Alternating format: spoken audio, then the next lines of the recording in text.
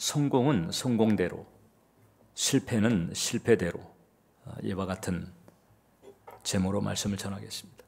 미국 사람들은 야구를 좋아합니다. 근데 이제 그네들이 어려서부터 야구를 통해서 이렇게 배우는 아주 중요한 이치가 하나 있어요. 그것이 바로 뭔가 하니, 실패가 인생에서 당연하다. 사실 당연하다는 표현보다는 실패가 얼마든지 있을 수 있다. 이런 이제 일반적인 사실을 일찍이 배운다는 점이죠. 그래서 10번 시도해서 7번 실패하는데도 높은 연봉을 주는 거예요. 3할 때 타자들. 미국에서 이제 가장 뛰어난 타율을 가진 타자, 전설적인 베이브 루스인데, 베이브 루스도 3할 7푼인가? 그렇죠. 지금 현재 미국에서 가장 뛰어난 타자라고 알려져 있는 일본 사람 오타니 쇼헤이 같은 경우는 지금까지 타율이 0.279, 2할 7푼이 3할이 안 돼요. 그러니까 10번 후들러 가지고 7번 실패하는데도 어마어마한 연봉을 주는 거잖아요. 그래서 7번 실패할 수 있다.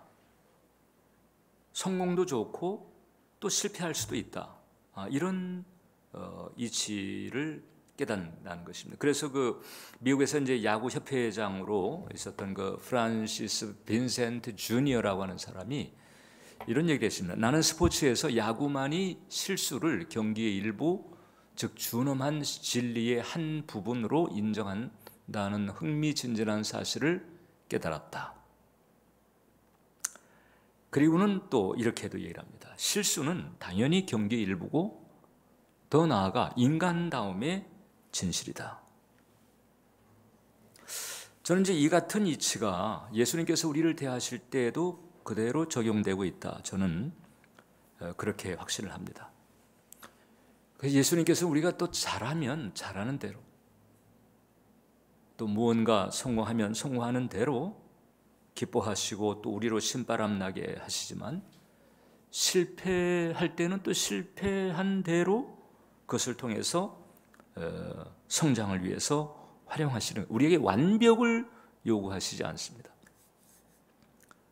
모든 상황에서 깨닫고 그리고 성숙해지기를 원하시는 거예요. 실패했다고 해서 내치거나 한심스럽게 보시거나 결코 그러지 않는다고 하는 거죠. 이미 그 모든 연약함을 아시고 우리에게 다가오신 분이고, 그 부분 때문에 오히려 우리보다도 더 가슴 조이시며 우리를 간수하시는 거예요. 본문의 사건은 주님의 그런 모습을 우리에게 잘 보여주고 있어요. 오병이어의 기적 이후에 예수님께서 제자들을 재촉해서 배를 타고 갈릴리 건너편으로 가게 하시고, 그때가 이제 저녁쯤이거든요. 예수님은 한적한 곳에 가셔가지고 기도를 하십니다. 근데 이 갈릴리를 관통하고 있는 이 제자들의 상황이 어려워지게 됐습니다. 이제 물결이 바람에 거슬리면서 고난이 있었다고 그랬는데 풍랑이 일었습니다. 그 풍랑 때문에 겁을 집어먹고 있는 그런 상황에 이제 예수님께서 물 위를 걸어서 제자들에게 있는 배로 다가가시는 거예요.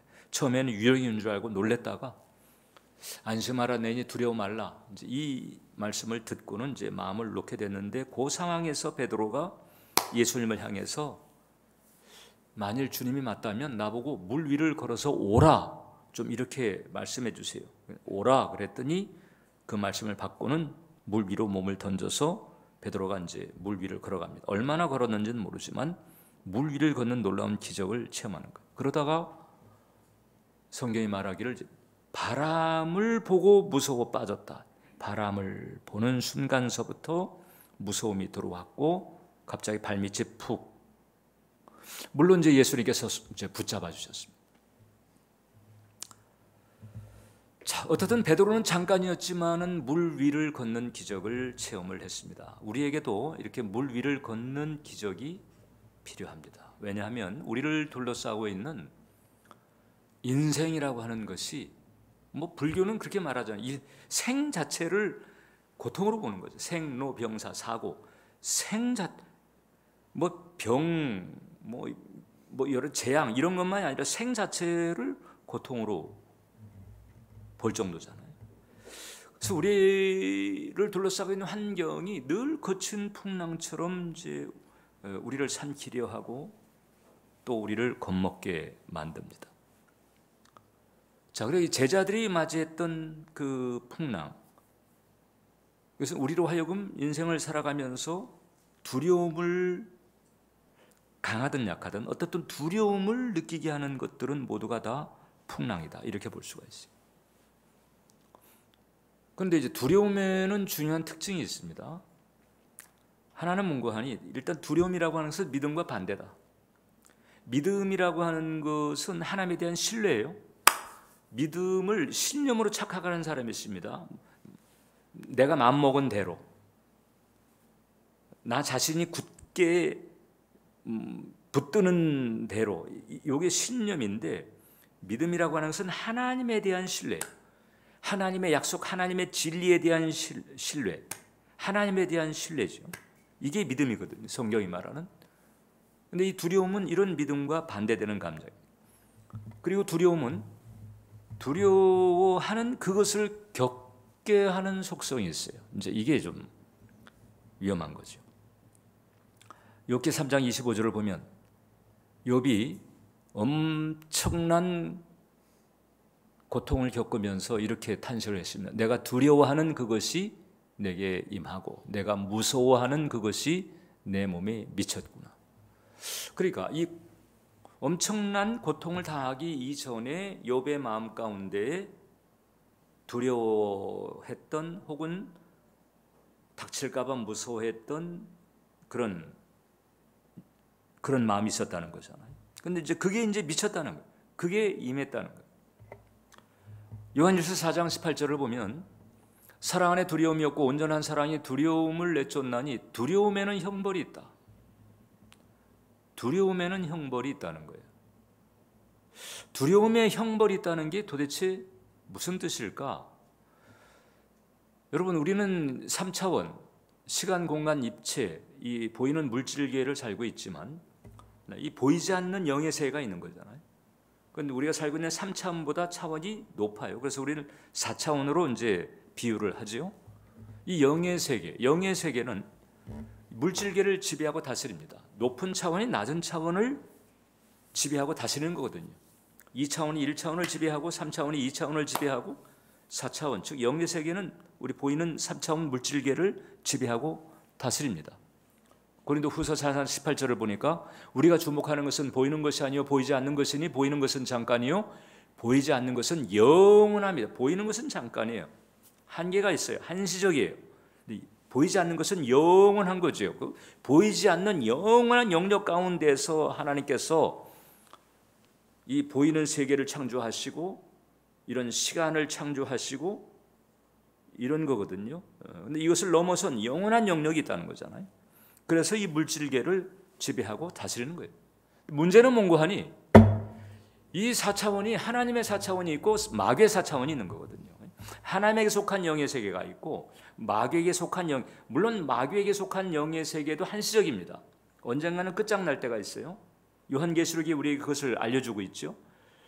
그런데 일단 그 전까지는 하나님 나라에 속한 영역과 소위 흑암의 권세에 속한 이 영역, 이 영의 세계가 두 종류가 있어서 우리가 구원받고 하나님의 자녀가 되었다 할지라도 이 두 영역이 현실적으로 우리에게 아주 지대한 영향을 미치는 거예요.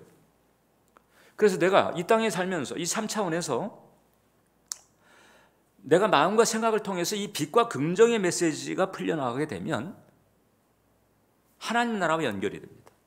그게 하나님 나라의 속성이거든요. 그런데 나에게서 자꾸 어둠과 부정의 이런 기운이 자꾸 이렇게 뿜어나간다. 그러면은 흑암의 권세와 연결이 돼요.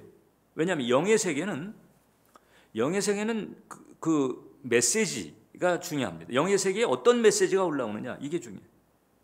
우리의 생각이나 말을 통해서 어떤 기운이 이 3차원으로부터 4차원에 계속 피어 올라가는가, 이게 이제 대단히 중요한데, 빛과 긍정의 기운이 오르면 그건 이제 하나님 나라와 자연스럽게 연결이 돼요. 그런데 어둠과 부정의 기운이 세게 되면 그럼 이제 흑암의 권세가 득달같이 달려듭니다.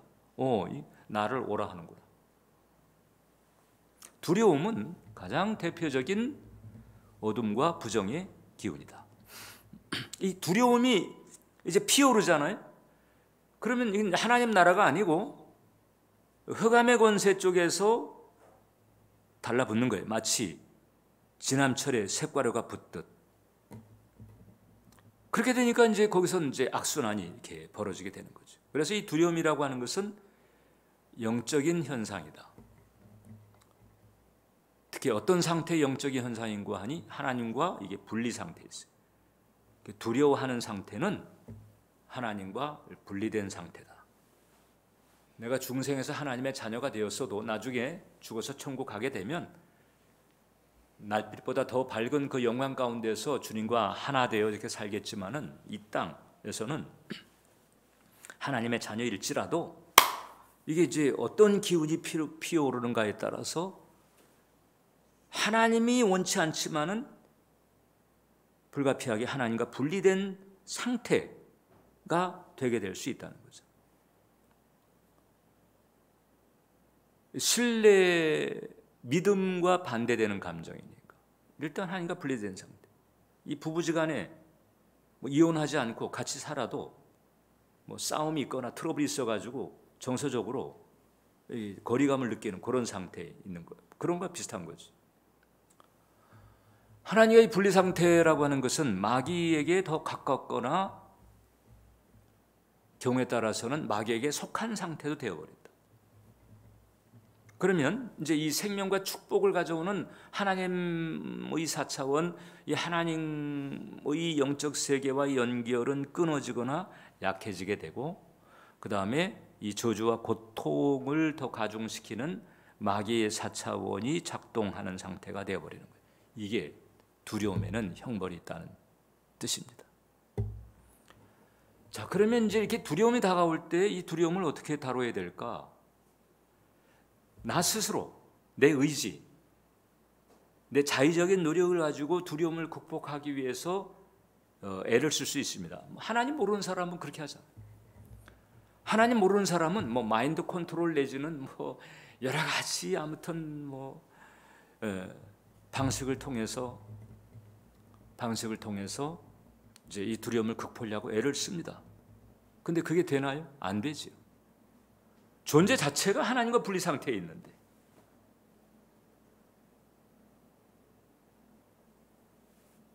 어떤 수단을 쓴다 할지라도 근원적인 두려움에서 벗어날 길이 없어요. 아무리 좋은 데를 여행을 간다 할지라도 여행을 가는 그 사람의 존재 상태 자체가 지금 하나님과 분리 상태에 있습니다. 첫눈에 와, 그걸로 끝이요. 네. 그 다음에 한 20-30분 지나면 이제 내나 해 아래 다를 게 없어요. 그리고 여전히 계속 가중되는 그런 풍랑에 마음이 시달리는 거죠. 두려움을 효과적으로 다루는 가장 좋은 방법이 뭐냐? 그 길이 있다는, 뭔가 흑암의 권세보다 더 큰 권세에 붙으면 되는 거예요. 할렐루야. 네. 흑암의 권세 때문에 우리가 두려움을 가지는 건데 흑암의 권세보다 더 큰 권세에 붙어버리면 끝나는 거예요. 끝나는. 하나님께서 우리에게 그 길을 열어주신 거잖아요. 우리를 흑암의 권세에서 건져내시고 사랑의 아들의 나라에 속하게 만들었다. 예수님을 통해서, 예수님의 십자가의 대속을 통해서 하나님 나라에 우리가 다시 소속되게 만드신 거잖아요. 세상에 있는 이보다 더 크신 하나님, 가장 강력하고 최고의 지존이 되시는 그 하나님께 붙을 수 있는 기회가 십자가를 통해서 우리에게 열린 줄 믿습니다. 이 은혜, 이 은혜가 이제 우리로 하여금 이 두려움에서 벗어나게 만들고 이 두려움이 계속 피어오르게 하는 이런 어려움을 이제 정리하게 만드는 거죠. 이와 같은 그 은혜를 받은 사람에게 나타나는 특징, 특히 이 두려움이 이제 하나님과의 분리 상태에서 오는 거라고 그랬는데, 하나님과의 분리가 아니라 이제 하나님과의 연합인 거잖아요, 그죠? 예? 하나님과의 분리는 두려움을 가져오지만 하나님과의 연합은 평안을 가져오는데, 그 하나님과 내가 연합했습니다. 내가 그 하나님과 연합한 존재입니다. 하나님은 늘 우리하고 함께 하시기를 원하세요. 그러니까 우리가 문제일 거거든요. 그러니까 내가 그 하나님과 연합한 존재입니다 라고 하는 이것, 내가 하나님과 분리 상태에 있는 것이 아니고 연합한 상태에 있습니다 라고 하는 이것을 우리에게 이제 가장 잘 드러내게 만드는 대표적인 통로가 예배인 거죠. 예배. 일관된 예배드림은 내가 가장 높고 큰 권세에 속했음을 알려주는 징표인 거예요. 예배가 그래서 중요한 거죠. 예배는 내가 세상 가장 큰 권세에 내가 소속되어 있고 그 권세에 붙어 있는 존재다 라고 하는 것을 우리에게 알려주는 징표예요. 성수주의를 하시는 분들은요, 정말 엄청 축복인 거죠. 세상 어떤 일이 있어도 성수주의를 하는 분들이 있잖아요. 우리 은정교들은 거의 대부분 다 그렇잖아요. 그죠? 아무리 뭐 절급하고 절박하고 혹은 또 기가 막히게 좋은 뭐 이런 적이 있어도 일단 주님 앞에 예배드린 이 부분을 빼놓지 않는 거예요. 이게 인간 존재의 가장 본연적인 존재 목적이기도 한 거거든요. 이게 이 자체가 큰 축복인 거예요. 가장 큰 권세에 내가 붙어 있다. 가장 큰 권세와 사이에서 내가 분리가 아니고 연합된 상태에 있다. 이게 이제 바로 예배가 살면 모든 것이 산다 하는 이제 그런 이유가 되는 거예요. 근데 여기서 이제 우리 고민거리가 하나 있는 거거든요. 왜냐하면 아니 목사님, 근데 저는 예배 드림에도 왜 이 분리불안 증세를 해결 못하는 거지? 이게 왜 해결이 안 되는 거지? 예배드림이 내가 가장 높고 큰 권세에 속해 있음을 드러내는 징표라고 한다면, 그럼 내가 그것 때문에 든든하고 평안해야 되는데 왜 나는 계속 이 두려움 내지는 그 꽈를 벗어버리질 못하는 걸까요? 이제 이런 고민들이 현실적으로 적지가 않아요. 그것은 예배의 효력 문제가 아닙니다. 그것은 나의 문제입니다. 나에게 특히 어떤 문제냐? 집중의 문제 있어요. 의식의 초점 문제가 있어요. 그거예요. 이게 오늘 이제 베드로가 우리에게 알려주는 교훈인 거잖아요. 풍랑이 있는데도 베드로가 만일 주시어든 나를 향해서 오라 해주세요. 그 사이에도 아무튼 하나님 주님 말씀 받고 하려고, 이건 정말 우리가 베드로에게 배워야 될 대단히 중요한 포인트.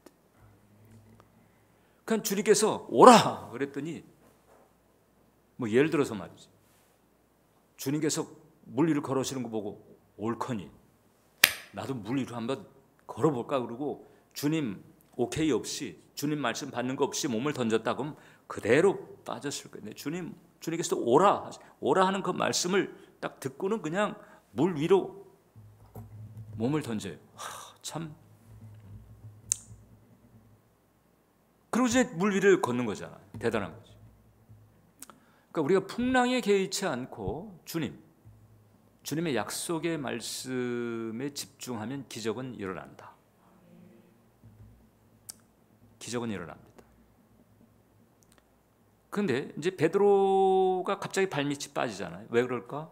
바람을 보고, 그러니까 주님을 보는 게 아니고 바람을 보고, 주님을 보고 갈 때는 아무리 풍랑이 그냥 삼킬 듯이 이렇게 일어도 물 위를 걸어갔는데, 근데 바람을 보고, 바람이 여러분 보여요? 바람 소리는 들리지만 바람은 보이지 않잖아요. 근데 바람 때문에 일어난 현상을 볼 수 있죠. 풍랑이.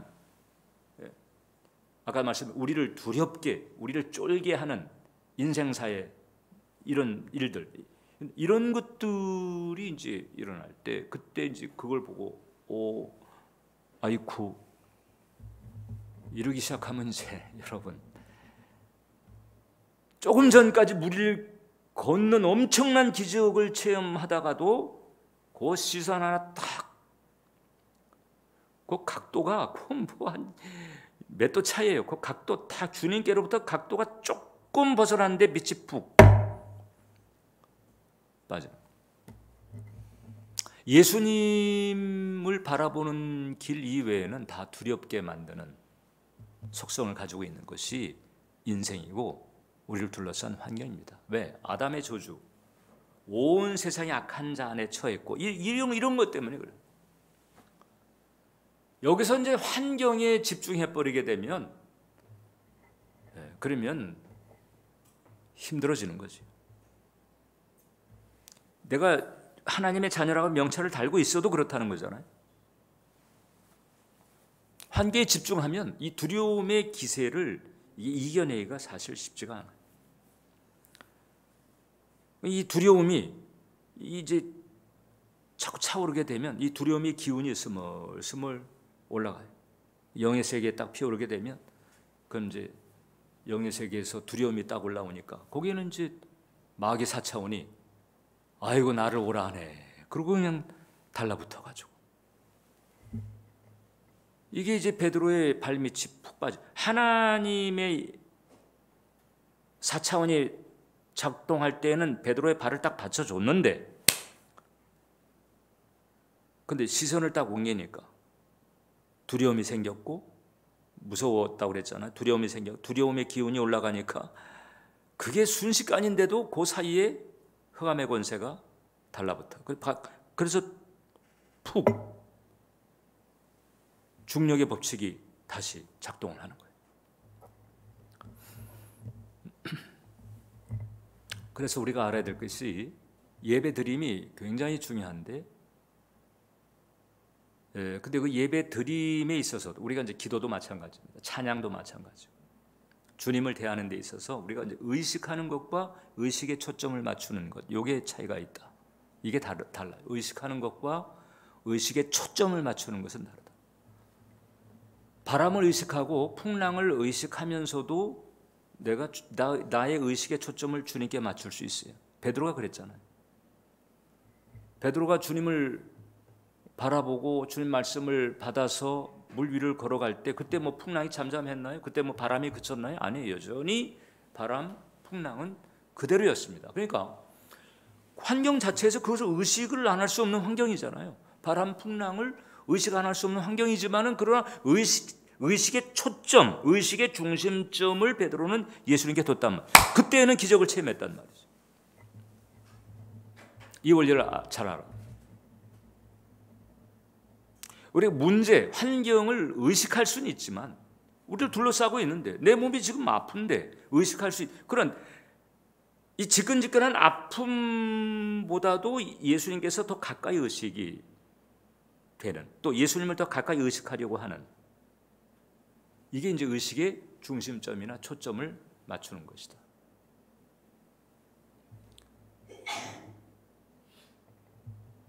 사실 예수님이 그렇게 사셨어요. 이 세상이 예수님께서 이 땅에 오셨을 때 얼마나 적대적이었어요. 예수님은 그걸 다 아셨어요. 바리새인들이 자기를 죽이려고 하는 것 다 아셨습니다. 제자들 중에서도 자기를 모른다고 부인할 놈, 자기를 팔아먹을 놈, 다 의식을 다 아신 거잖아요. 예. 저놈이 나를 팔아먹을 놈인데, 저놈이 나를 모른다고 잡아 뗄 놈이지. 참 나 같으면 눈총을 주고 막 그냥 불알이고 그냥. 그건 다 아시지만 그러나 그것보다도 아버지를 더 의식한 거. 아버지에게 의식의 초점, 의식의 중심점이 있었던 거죠. 아버지와 나는 하나다. 그러니까 바리새인들 혹은 가룟 유다 혹은 예수님을 조롱하는 이런 무리들로부터 오는 그런 압박들이 없는 게 아닌데 그 압박보다도 아버지를 더 의식한 거죠. 그 의식의 초점을 아버지에게 두신 거예요. 이거예요. 그래서 우리가 바람도 그리고 물결도 의식하지만 안 할 수가 있어요, 여러분. 그런데 나는 이제 내 의식의 중심점은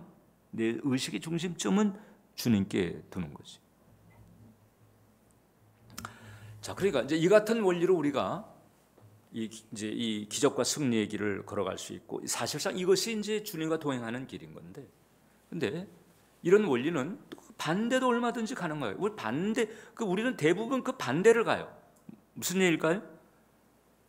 주님을 의식하는 거잖아요. 지금 여러분들이 지금 예배에 온 것은 주님을 의식하는 건데, 예배 자리에서도 얼마든지 돈 문제를 더 의식할 수 있고, 혹은 관계 문제를 더 의식할 수 있고, 혹은 내 몸의 상태, 질병 문제를 더 의식할 수도 있고. 그래서 주님을 의식하는 자리에 와 있는데, 사실상 주님을 의식하는 자리에 와 앉아 있는 나의 의식의 초점은 주님 아닌 것에 가 있는 이런 경우가 뭐 우리들이 다 전과자 아니에요? 그런 면에서. 그런 반대쪽으로 우리는 사실상 많이 체험을 하고 있는 거예요. 그렇게 되면 어떻게 되느냐? 일단 주님과 분리 상태에 들어가는 거예요. 나하고 주님 사이에 다른 게 지금 들어가 있는 거잖아요. 다른 거보다도 내가 주님을 더 의식해야 되는데, 그 다른 거가 나하고 주님 사이를 가로막고 있는 이 영의 세계가 만만치 않습니다, 여러분. 지금 베드로 보세요. 바로 순간이잖아요. 주님 보고 가다가 순간 바람을 보면서 이거 순간적으로 미칠 때 푹 빠져버리잖아요. 이게 무슨 그 사이에 뭐 물이 그냥 점점 이렇게 이 강도가 약해지거나 이게 아니고 바로 푹 빠져버리잖아요. 영의 세계가 그렇게 애누리가 없어요. 주님 쪽 아니면 마귀 쪽인 거예요. 그래서 우리에게 생기는 일은 이제 다양하게 나타날 수 있지만은, 그래서 주님과 우리 사이에 분리 상태가 되지 않도록 하는 것이 중요하다. 만약에 조금만치라도 분리 상태가 생기게 되면 그 사이에 뭔가 다른 게 끼어든다는 거잖아요. 베드로가 이걸 깨달은 거. 그래가지고 이날에 이 실패했던 경험, 이 굉장히 중요한 영적인 자산이 돼서, 그래서 오순절 성령 강림 이후에 초대교회가 출범하고, 그 초대교회가 처음에는 유대교의 핍박, 나중에는 로마 제국의 핍박을 받게 되는 거잖아요. 그냥 교회가 처음서부터 그냥 이 핍박이라고 하는 풍랑, 이 핍박이라고 하는 바람, 거센 바람, 이 안에서 교회가 세워진 거예요. 근데 이 초대교회 지도자로서 이 베드로가 다시는 이제 그런 환경들, 핍박 이런 것들 보면서 무서워하지 않는 거잖아요. 한번 겪어봤거든요. 환경을 보고 무서워했더니 푹 빠지네. 이게 굉장히 중요한 영적인 자산이 돼가지고 계속 주님만 바라보는 거잖아요.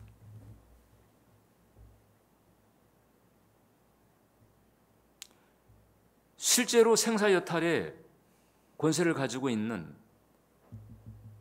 그 산헤드린이 대놓고 공격을 할 때에도 내가 너희를 두려워하랴, 하나님을 두려워하랴, 이래버리는 거잖아요. 실패의 경험이 큰 교훈이 된 거죠. 그래서 우리가 이제 일을 하면서도, 그 직장일 무슨 뭐 사업이 이 일을 하면서도 우린 주님에 대한 의식의 초점을 둘 수가 있다. 일을 의식하고 사람을 의식하고 이러면서도 의식의 초점은 내가 주님께 둘 수 있다니까요. 느헤미야가 그걸 알려주잖아요. 왕의 술 맡은 관원장으로 있었을 때 왕이 불러가지고 얘기할 때 왕하고 독대하면서도 하늘의 하나님께 기도하면서 왕과 만나는 거예요. 왕하고 독대하는 순간에도 하늘의 하나님께 기도했다면 다른 일들이야 뭐 그렇게 못할 게 뭐가 있냐고. 그잖아요. 근데 우리는 반대예요. 반대. 왕의 왕 대신 하나님께 나왔는데 걱정 근심에 매여 있어. 생각의 멀티플레이를 끝쳐야 돼. 이 사람의 생각 멀티플레이가 가능하다는 거잖아요. 그러니까 이제 그 속성을 알고 의식할 수 있어요. 의식이 왜 안 되겠어요? 그러나 의식의 중심점, 의식의 초점은 계속 주님께 두는 거예요. 베드로의 실패를 우리가 배울 필요가 있어요. 이런 원리가 있구나. 그래서 그 실패를 디딤돌 삼아 가지고 이 의식하는 것과 의식의 초점을 두는 것, 이것은 별개인 거예요. 그래서 하나님께서 나와 함께라면 물 위를 걷게 하시는 것처럼 내가 해결 못 받을 문제가 없고 감당 못할 문제가 없다. 할렐루야. 근데 이 은총을 우리가 누리기 위해서는 의식의 중심점, 의식의 초점을 계속 예수님께 고정시켜야 돼. 바로 이 예수님께 내 의식의 중심점을 고정시키는 상태가 하나님의 나라가 내 삶에 개입하는 통로고 하나님이 내 삶에 역사하시는 통로인 거예요. 그게 바로 믿음의 길인 거예요. 반드시 승리하고 반드시 기적을 체험하는 일이 일어나게 될 것입니다. 기도하겠습니다. 은혜로우신 하나님, 이제 이렇듯 성공은 성공대로 또 실패는 실패대로 이렇게 활용하시면서 우리를 하여금 성숙하게 하시고 성장하게 하시고 승리케 하시는 하나님의 축복이 감사합니다. 오늘 예배자 한 영혼 한 영혼 그 같은 은총과 사랑이 넘치게 해 주옵소서. 예수님 이름으로 기도합니다. 아멘.